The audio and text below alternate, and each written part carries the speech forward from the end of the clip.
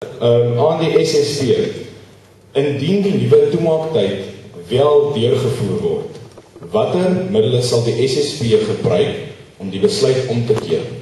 En meneer Jonker, daar is vir jou 'n TRP daar agter. My broer die van die ANC het die antwoord, dis toe.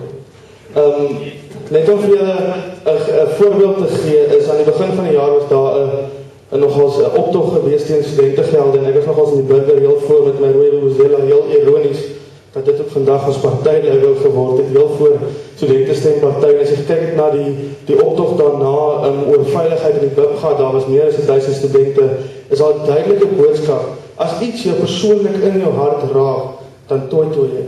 Dan sê jy vir mense, dit is nie aanvaarbaar nie. Hier is ons nog 'n voorbeeld, as 1000 studente wat in 3 dae gesê het, ons is teen hierdie nuwe beleid, as dit nie 'n antwoord is nie, as dit nie duidelik is nie, dan weet ek nie wat duidelik is vir die ouete huis in Kleinstraat nie. Baie dankie.